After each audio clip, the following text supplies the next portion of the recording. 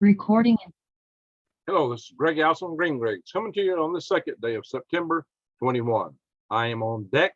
It is 21:37 hours Central Daylight Time. Ladies and gentlemen, Ida is the prime example of you just can't take storms for granted. Just when you think everything is safe, it goes nuts. So this is when you got to be serious because Ida hit Louisiana on the 29th of August.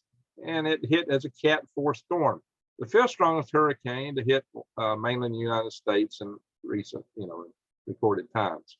Now, it just so happens that, as far as I know, it only took 2 lives in the Louisiana area. Maybe there's a few more, but in New York, after the storm traveled all the way across the United States and was about to exit the country, New York, expecting 3 to 6 inches of rain, got walloped. According to the new governor of New York, who replaced Andrew Cuomo, Governor Hochul, I hadn't heard his name pronounced yet, so give me a break on that one, please. He said it was Niagara Falls. They got hit by Niagara Falls. Holy smoke, guys. Right now, it's known that there are 45 people who have lost their lives in New York and New Jersey in the Northeast, up in that area, guys. Up in that area, they've been hammered by this storm. It passed through here. I mean, the eye of it passed right through here. I did a video. It was just rain. It wasn't that bad. Wasn't that hard. We got maybe 3.5 inches or something like that. Not that much right here, even though the center of it passed right close by here. There were bigger storms of some of the outer line bands that missed me here, but nothing that spectacular. They're having tornadoes up there. They've had a real hard time. Now, in all fairness, Louisiana has suffered mightily. Fortunately, the levees worked, but this time, fortunately, the levees worked. All that investment panned out. It worked. Too bad that they couldn't. Too bad we can only react in a knee-jerk manner to a lot of things and had to have Katrina to get the job done right in the first place. We knew that was a bad situation. There was an article in National Geographic about it. Katrina should have never happened like that. But there is, in Louisiana, over 1 million people without power. And that may be the case for many weeks. I said 4 weeks. That was earlier estimates I heard. Now I'm here maybe up to 6 weeks. A lot of damage, guys. A lot of damage there. It takes a lot of time to fix all that damage. So we're going to get all into this in a little bit. I'm going to talk a bit in general about it, show you some articles. I'm trying not to make this too long. But this is part of the eyes wide open and head on a swivel series, guys. But you got to know what's coming at you. You need to know how to take things and be prepared for it. And so I'll be bringing a lot of videos like this. So please, if you're not subscribed to my channel, subscribe, bang the notification bell, and click all. So let's talk about this a little bit. Guys, the storms like this, it's easy to take them for granted, in places like Louisiana. I mean, a lot of people will hang on. They want to do a hurricane party. That's cost a lot of people their lives, though. A lot of houses where people are doing their hurricane waters got washed out to sea in previous storms. And some of these people never were seen again. That can happen. None of these should be taken for granted. What I've told people quite often is don't drive through moving water. I mean, it may look simple. It might look like, just a little water. Let's bear in mind, it's been set up to 6. It only takes maybe 6 inches at times to move a vehicle, because water is 8 pounds per gallon. When it's flowing fast, it's heating hard, and it carries a lot of force behind it. And if it can get under your car at all, and especially if you get up under the body of it, it can pick it up. But then you've got displacement. You're a ship. Only problem is you're a leaky ship. It's going to carry you way off the road into the culvert, drainage, river, creek, whatever, and you're going to sink in a fast moving stream. That's a very awful, terrifying thing. But a lot of people were lost up there. We're living in basement apartments. That's the cheap way to live in such high cost areas. Basement apartments are the cheapest, but that's the ones that's really going to flood. And so a lot of people lost their lives in cars and apartments, and that's a terrible thing. They didn't have anywhere else to go. That's sad. And nobody told them to get out. Maybe if they did, they didn't hear the warning. So, if you got a storm coming like this, be aware. Listen, pay attention, watch the weather reports, and be ready to get out. Is your door open to the inside? If it does, and you get water flooded in from the inside, you suddenly you're going to discover it's hard to open. Maybe there's water pounding your door from the outside, coming down the steps, you know. And if it opens to the outside, and most doors do open to the inside. But you know, you may have two doors. You might get one open, maybe you can't open the other because to force the water on it's horrendous. Well, you might have to bust that door down, guys, or bust through it, and get out. And at this point, your life is in peril. A door is cheap. Windows are cheap, but you can cut yourself up real bad going through a window. You know, if you have to break out, raise the window if you can. If you have to break it out, you better get all the glass out before you go through it, or you might be shredded. You might bleed out. You don't want that either. So there's a lot of hazards in a situation like this. You go back to New Orleans, they're not done yet, guys. I mean, the fatality rate there is going to go up just from people without power. A lot of times they're using generators in a way they shouldn't do them. A lot of open fires, a lot of unsafe acts occur. People are desperate. There's where they can find gas, there's long lines. People waiting for hours to get gas for automobiles. They have to go outside the area where the power's out. Maybe find a gas station that's got a generator. And the places that get hit a lot, prepare. I mean, we did have a few gas stations in this area that when we had that big tornado in year 5 in 2011, got generators. A few gas stations did, just a few here and there, and they were able to pump. But you know, it's only as good as long as the generators are operating, as long as that person goes somewhere and get gas for that generator. If you have a nationwide grid down, no, that ain't gonna happen.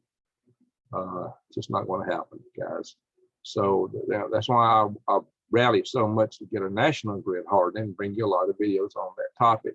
It's important to understand how important this is. Louisiana will make it. They will survive at great cost.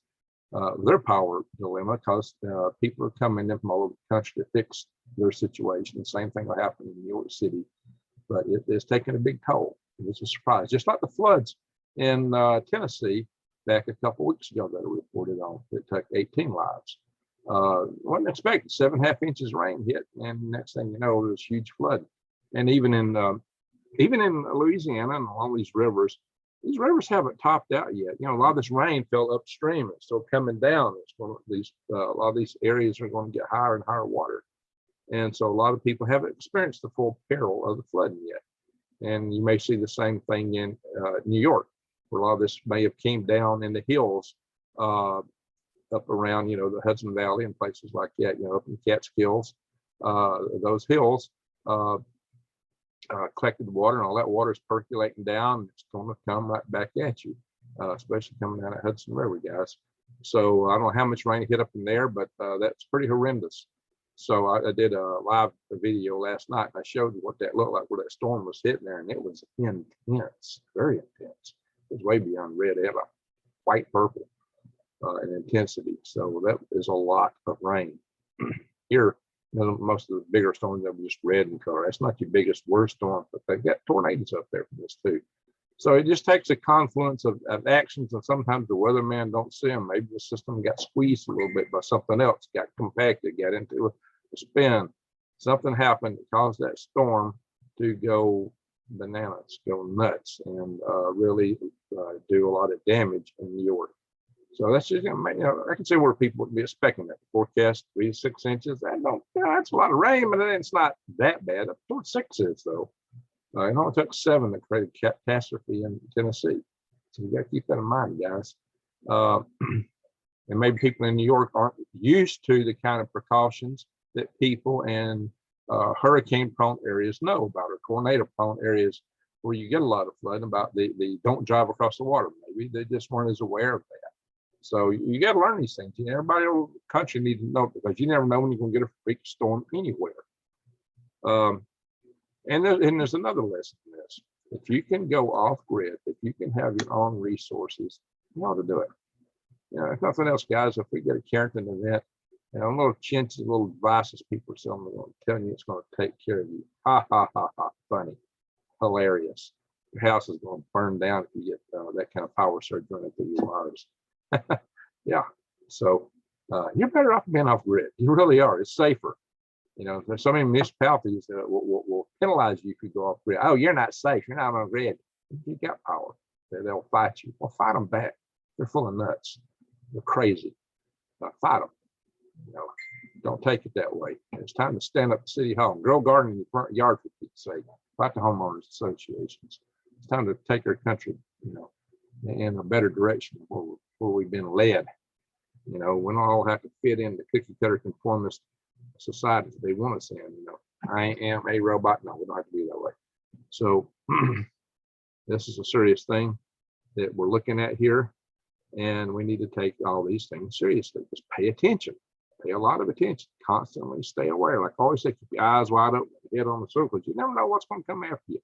You never know where it's coming from. Even when everything looks nice and cool, it may not be. You know, I kept my eyes open when the storm came through here, but through here, it didn't bother us. And in my area, you know, I'm about 300 miles north of the Gulf, and it came through, you know, west of me. So I had to go travel a good ways east and north. And usually by the time the storms got here, they're usually petering out. Usually. Oh, I've seen some strong storms up here. We've seen howling winds from hurricane storms. And we've seen trees going down, thunderstorms and rain and tornadoes. But that's really the exception by the time it gets up this far north, even for a big storm.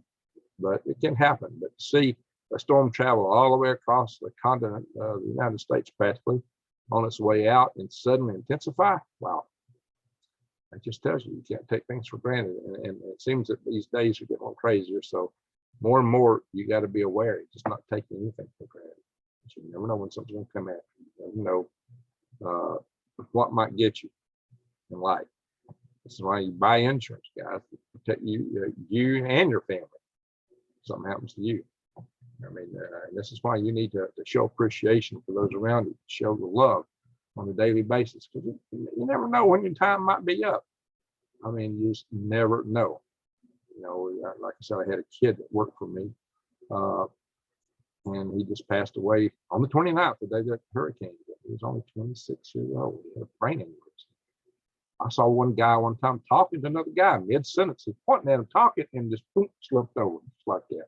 Died mid-sentence. He didn't even finish the sentence he was saying. His brain exploded, brain aneurysm. So, you know, you never, and I got hit on the 19th of April, rear end. I mean, everything was fine and dandy. Next thing I know, a car in front of me decides to come to complete stop, make a right turn. Okay, I come to stop behind me. The guy behind me, was he doing this? Driving the big truck? I don't know. It looks from the black marks like his brakes about 4 foot behind me. And fortunately for me, and I guess it might have been more so the other car was in front of me, because the energy would have been transferred to him, but it wasn't to me. But he got out of the way in the nick of time, and I was hit, and it sent me careening into a telephone pole. So I got 2 hits for the price of 1. You know, you just never know, guys. You just never know what's going to happen. And just a snap of a finger, your world changes. Everything is fine 1 second, the next second, in another reality. You just don't know. You just don't know. Fortunately, I survived. Fortunately, I'm well now. Fortunately, I managed to find some other means of transportation. Not as good as what I had, but I'm getting around. So that's what you got to watch out for. But this thing in your, let me share some articles here, guys. Let's just go through some of this stuff, and I'll talk with you just a little bit more here.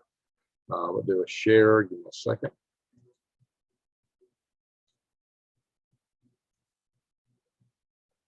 Share some articles.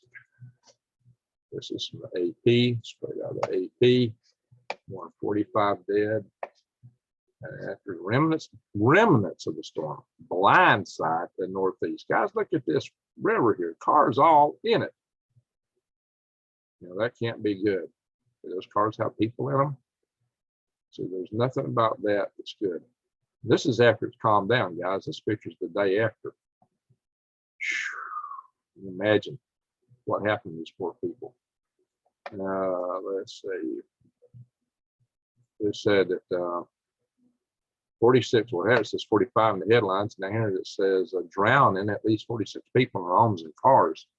See, the numbers went up from the headlines to the article. Yikes. Homes and cars drowning. That's an awful way to die. I thought I was going to drown when I was 16. And fortunately, that didn't happen either. I mean, it was down to a split second for me. That's a whole nother story. Maybe I'll tell it on my live sessions. Just ask me one day on my live session, and I'll tell you that story. But you know, It says they've been warned about flash flooding, but they didn't expect it, you guys. They just didn't expect it. 13 people in New York City, 11 of them flooded in the basement. 11 of them flooded in the basement. 23 in New Jersey. So this is what we're talking about, guys. Pennsylvania even lost 5 people. Fallen tree got somebody. The guy who drowned while his wife was in the car trying to help her escape. And he drowned. So Sophie Lou said she tried using towels and garbage bags to stop the water coming into her first floor New York City apartment. Guys, spit and tissue paper. Don't make a dam. Woo-wee. Yeah, I mean the kind of dam that holds water, okay? She got her son out of bed and put him in a life jacket. Wow, they had a life jacket inside her apartment. Good for them. Wow. So there's a lot of stuff happening here, just a lot of things that caught people by surprise. Significant life-threatening flash flooding. Oh yeah, exactly. Exactly. So all this happened.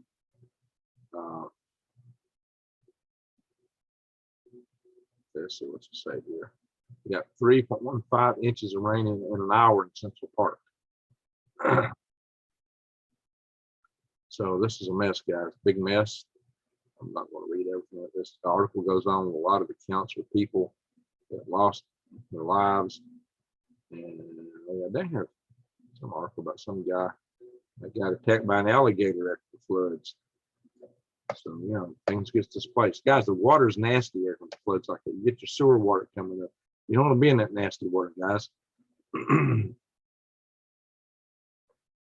See, some of these articles got earlier numbers in them. So the numbers vary quite a bit with this, guys, all these cars.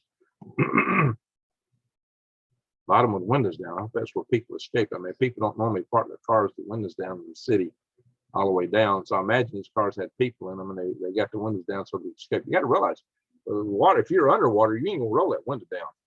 That's why you want to have something like this. The glass break.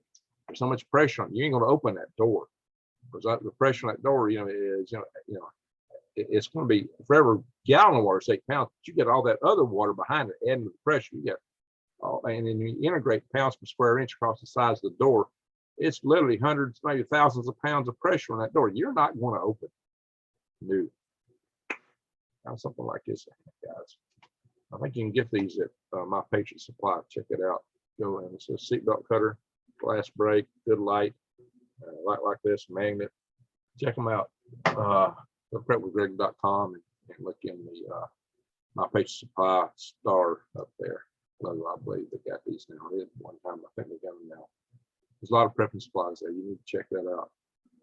I'll talk a little bit more about that in a minute. So heavy rain from the remnants, you know, just really messed me work up, guys. I'm blown away, shocked. I'm past that. Everyone else is like, I can't believe it, one person said. So there you go, guys. And yeah, that water is polluted. It's nasty. You don't need to be in it, but you got to get through it sometimes. You better take a shower when you get out of it, because you don't know what kind of contaminants you're taking in, what kind of chemicals, what kind of diseases are in it from the sewage. It's nasty, nasty, nasty. Your power could be out weeks in Louisiana. Avoiding long outages will be incredibly expensive. What do you mean avoiding? You've already got it. Yeah, maybe the next time around, if you fill stuff back the way it ought to be, you might can make it stronger. But we need to harden our grid too, guys. So here is downtown New Orleans. See all the windows here. There's no lights. It looks like there's a few emergency floodlights in a few places. Somebody's got some generators in a few areas, but most of the city dark. Isn't that stark? Stark and dark.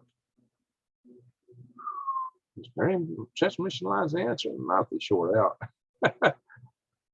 Look at this damage, guys. But these aren't the power lines. It's the most. This isn't what's driving the repair. The main damage. The main damage is those giant big towers. You know, the big towers that's wet in the air. You know, all those big high power lines that travel. That's what mainly got damaged. Fortunately, the transformers. I'm not talking about these little transformers, but strapped down transformers for houses. I'm talking about really big high power transformers, as big as a house. You know, fortunately, those didn't get damaged. They don't get damaged by this kind of event. That's good. Now there's another picture of the dark and start in New Orleans. That's enough of all that. Let's stop the share. So what do you need to do? You never know when it's going to hit you. Hurricane season is just starting. Florida, Alabama, Georgia, the Carolinas. Carolinas get hit a lot. Any place up the East Coast. Remember Hurricane Sandy? You know, you can get hit in New York, and you can get hit again and get hit harder. Anywhere in the, any places running on the coast and for several miles inland to the storms. Storm surge being the worst vulnerability. Flooding from rivers that rise up. Heavy rains, compressed rains, winds, torrential, what do you call those things? I never can't yeah, I can't get that word. The one hit in Iowa last year. Those just some really intense storms that can do a lot of damage. Tornadoes. Yeah, we had one come through here, did a lot of damage. Guys, when the tornado hit here, now here's nothing. You'll take it for granted. Well, I'm not going to do this or that because I know better. But suddenly you might find yourself in a predicament where you'll do things that you ordinarily not wouldn't do. Like I said, don't drive through the flooded waters. I stayed at the Marshall Space Flight Center and the building I worked in, they evacuated everybody, but I knew that building had a basement in it. So when this tornado was going on outside the state, they had no basement right here. That's one reason I started building in the back to dig a hole. So, you know, I had nowhere to go in the ground and to survive an EF5. You need to be underground if you're in the building, or we would have some really thick walls. I mean, thick, sturdy walls. Sometimes some of the coolers save a few people. And some of the businesses, the grocery store, like a Piggly Wiggly down below me here, they got totally obliterated. And a Sure Save pharmacy that got obliterated. People survived in the coolers, but the buildings were just shredded. I have seen buildings where there was nothing but a concrete slab. Anything that was in that building is gone. If you were in there, you are no more. There's still some of those slabs around there that have not been rebuilt in 2011, 10 years ago, over 10 years ago now. It's tragic. It's really tragic. You know, that was the most unfortunate circumstance. I know there's a big 3-story brick castle looking building that is rebuilt from the former building. It looked just like it's standing on the same place. But when the tornado hit that place, and what year was that? I want to say 95, I think 95. Tornado hit that place in 95, tore that building. There was not a brick left on the slab. But fortunately, you can tell that probably the owners weren't at home because they built it back in the exact copy on the same spot. These storms can be horrendous. You just never know, guys. Don't take them for granted. And that's the thing, in a hurricane, you know, your winds may not be, it may be a Cat 1, Cat 2, but you can still get tornadoes. And they can do a lot of damage. But the biggest damage is usually the storm surge, the flooding. You got to worry about electrical lines, electrical power and that stuff. Oh yeah, what I started to say was, I was driving back from trying to get home from the Marshall Space Flight Center. I discovered all the main roads were frozen. There was stuff all across the roads. Highways, Highway 53, between main road coming in was closed. I started trying to find back roads. Trees are crossing. One after another. You zigzag around and start hunting places where you might be able to get through, where the guys had their chainsaws out. I was running on fumes in my truck. I knew I had 10 gallons of gas sitting at home if I could just get home. But I started to think I wasn't going to make it. I was close to home. I went through so many detours, and finally there's this one spot that, yeah, it was a creek running across the road. It's supposed to be down the bridge below. And I saw a great big 4-wheeler pull up to it, and the guy looked at it, and he turned around and left. Then I saw a little car, a little bit smaller than mine, make it through. I was driving at the time a Chevrolet S10 long bed. I don't want to have a long bed truck. I had a camper show in the back. I was thinking I might be signaling a camper show somewhere at night. But man, I need to see if I have a house. And I knew I had gas there. If I can get there, you know, stuff could happen. And I wouldn't have went through that water. And I saw that smaller car, which was lower profile, would have been picked up like before my truck was. That smaller car went through it. I said, I'm gonna try it. And I tell you, maybe I was just lucky. Maybe I was just lucky. I would not advise anybody to do that, but I was on fumes. I wouldn't have. If I'd have tried another detour, when I got home, I was out of gas. I mean, I pulled in literally last fumes. So you just never know. I mean, so you might find yourself doing stuff that you wouldn't ordinarily do if you know better. That kind of thing does happen in that stuff like this. I feel, why do they do that? You don't know. A lot of times it's just people that just don't know. They go, oh, that water is only so thick, I can get through it. And you might see a car go through it and make it, and another one won't. See, that's the thing. I take a risk. Fortunately, I got by with it. Like I said, it's a big 4-wheeler, jacked up high, ginormous tires on it. 4-wheel drive truck, turning around. And he paid a pretty. That was a smart thing to do. To be honest. I've just been lucky. That's all I can say. But you can't count on luck. But you never know. And I've been a lot smarter off if I just camped out in that van that night in the back of my truck. Fortunately, I did have a camper to do that. That's things you got to think about, though. Out and about, can you stay in your car for a night? Do you have the right? Do you have a blanket in it? Things that you might need to survive a night. I made it a point. I used to always carry a bug-out bag in my vehicle when I go to work. I just had a bug-out bag, and just a few essentials, some water. Always carry a jug of water around. I'm driving back and forth to work anymore. I work right here for the most part. Things to think about. Things to think about. But I'm glad I made it home. That's all I can say. I hope these other people make it home and find ways to get the power. And I hope everybody prays for them, because they're not out of the woods, guys. They're not out of the woods. If you're dealing without power for 6 weeks, you're under a lot of stress, a lot of strain. People are going to get, a lot of people are just going to lose it, because it's tough. We're going through a lot of emotion, and the homes are messed up. We're going through a lot of emotional trials and tribulations. And the same thing can be in New York City, especially all those people, those little basement apartments. They need your prayers. So the families of those that lost loved ones need your prayers. So just think about that tonight. Turn in. I've said enough for now. And oh yeah, one thing. A lot of these people are, stores around you don't have power. You can't just go in the store and buy a sandwich, buy your sandwich meat. If they had it, it's full. They don't have power in the grocery stores. So, they don't have anything. If they don't leave the store immediately, well, how do they check it out? They didn't have power. Stuff spoils. It's not, refrigeration isn't working. The refrigeration in your home isn't working. It may not for weeks. So if you got power, you may not have enough power to keep things going if you have your own generators. Generators are kind of rough, though. I got generators, I didn't run it continuously because one, it takes a lot of gas, and two, refrigerators only need to be ran maybe 8 hours a day on power like that, keep them cool, and they can coast for a while. Refrigerators and things, as long as you don't open them a lot, as long as you know what you're going for, where it is inside, so you can get it out real fast, and don't be going in and out of your freezer when you absolutely have to. So there's a lot of things like that to bear in mind to help you manage things. But I would say you do need long-term food storage, just for everyday kind of emergencies like these. And I'm more focused on the power grid because I know that could be years and years and years. Jacob had the vision where the people in Israel, where the people in Egypt needed to store food. They had 7 good years, and he told them to store the food up, build silos, because 7 bad years to follow.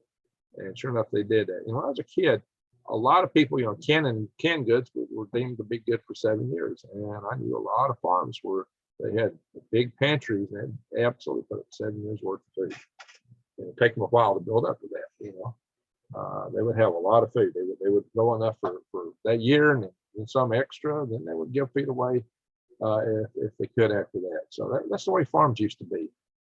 Farms don't even have enough food to feed themselves now, maybe a tomato or two in the gardens, just to make the sandwich taste better. Beats nothing. But do grow your own food. You can go to True Leaf Market. I got the link below for that. And order seeds. It's not too late to plant a fall garden.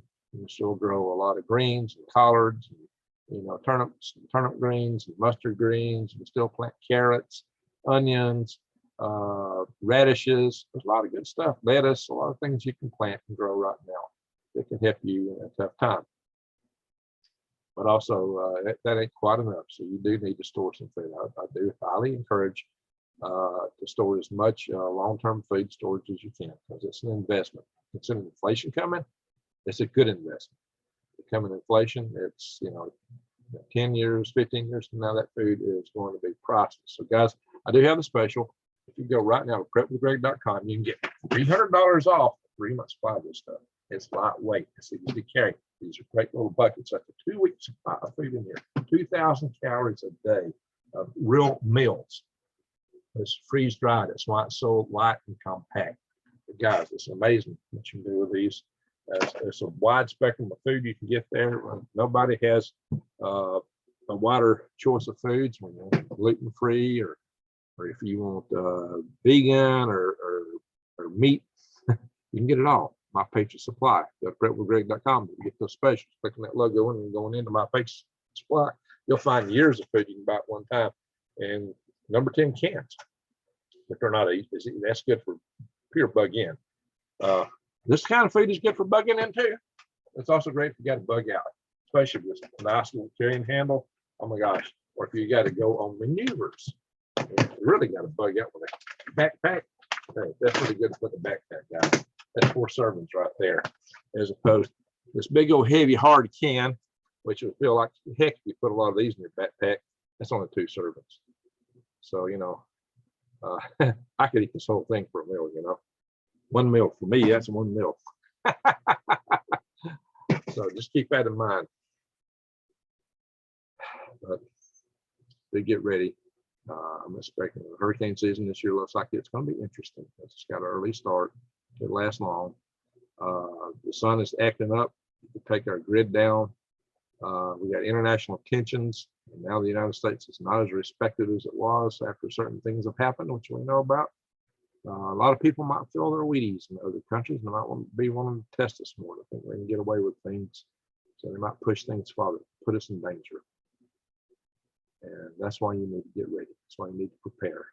This is not fear mongering. It's just like insurance. Just like you don't know when you might get hit in the rear end. Happened to me. Just happened a few months ago. You just never know what's going to hit you. But right now, we can see a lot of things that can go bad in a hurry in the world, domestically, internationally, and via Mother Nature, on Earth and the sun above. These things can all affect our society today. Right now, I've seen a spate of articles. Oh, we could lose our internet for weeks. It'd be catastrophic if the sun acts up and sends out a big flare. Oh, you worried about the internet? Yeah, internet and everything else. You lose electrical power. It's going to be a lot bigger than just the internet. Yeah, the internet included. Anyway, I've talked about that a lot. I've talked enough tonight. So, all that I'm just going to say. Hope everybody has a good weekend coming up. We got Labor Day weekend coming up. Be careful on the road, and we're in trying times. Just keep your eyes wide open and head on a swivel. That's what I always tell you.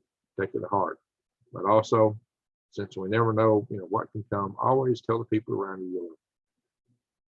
Don't ever forget to do that. And as light dispels dark, love dispels hate. Shine your love light into the world. Let's make it a better place. Thank you, everyone, and have a blessed weekend.